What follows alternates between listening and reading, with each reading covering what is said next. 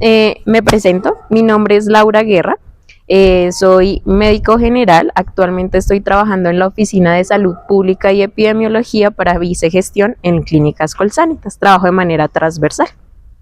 Cuéntanos qué es el dengue y a quiénes. Bueno, queremos recalcar de dengue varias cosas. Entonces, principalmente el dengue es una enfermedad que es dada por fiebre, que se genera en zonas cálidas y templadas. O sea, no se encuentra en todas las zonas del país. Actualmente se da por la picadura de un mosquito o un zancudo, que al picar produce posteriormente algunos síntomas, dentro de los cuales está principalmente la fiebre, que asociado a la fiebre puede presentar otros síntomas adicionales. Dentro de esos tenemos que puede presentar dolor de cabeza, dolor en la zona posterior de los ojos, dolor muscular, articular o en las que llamamos las coyunturas. Podemos presentar malestar general, decaimiento. Todos estos síntomas pueden ser asociados a la enfermedad que nosotros conocemos como el dengue. ¿En qué momentos es importante consultar? Primero que todo a los servicios de consulta externa, y en qué momento sería pertinente consultar por urgencia.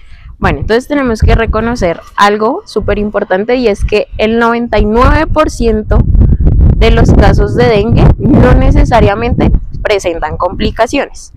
Esta es una enfermedad que como tal no tiene un tratamiento específico, es decir, que yo doy un antibiótico como de pronto algunas otras enfermedades, sino que es de manejo sintomático, pero que es importante detectarlo a tiempo. Por eso nosotros decimos, si presenta alguno de estos síntomas, de las características que mencionamos posteriormente, para decir, vengo de una zona de tierra caliente o vivo en una zona de tierra caliente, he tenido picaduras de mosquitos, o donde vivo hay entornos con picaduras de mosquito. Recordemos que el mosquito es de zonas limpias, no es de basureros, no es de llantas, sino está dentro de la casa ese mosquito.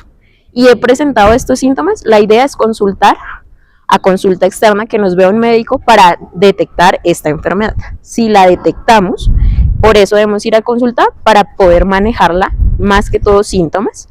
Si no, si llegamos a presentar uno de los signos de alarma, ¿cuáles son los signos de alarma?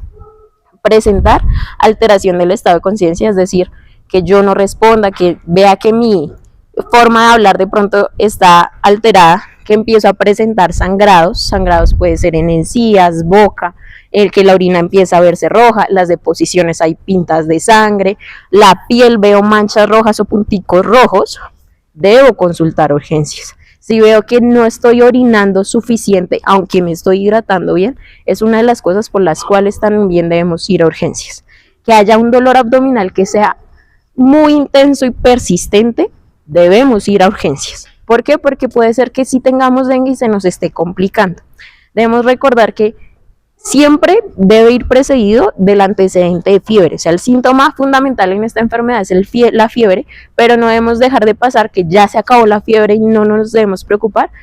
Cuando se acabe la fiebre es cuando debemos detectar si presentamos uno de estos signos de alarma y por tanto consultar. Por eso fundamental, o los objetivos que tiene esta enfermedad son tres principales, los cuales son: identificación oportuna, es decir, si yo reconozco los síntomas, por favor consultar.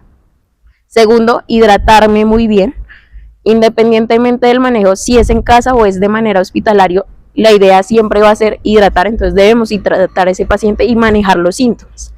No todos los medicamentos los podemos usar durante esta enfermedad, es decir, el acetaminofén es una muy buena recomendación, pero si nos vamos no podemos usar algunos medicamentos como lo son los inyectados, o como son por lo menos diclofenaco, naproxeno, aspirina. Todos estos medicamentos no son apropiados y pueden hacer que más bien la enfermedad se complique. ¿Cómo podemos prevenir la aparición? Bueno, como les comentaba, el dengue se da por la aparición de un mosquito o un zancudo, y este mosquito, como habita en las zonas de casa, lo que tenemos que hacer es el manejo de aguas residuales o aguas que manejamos limpias en la casa.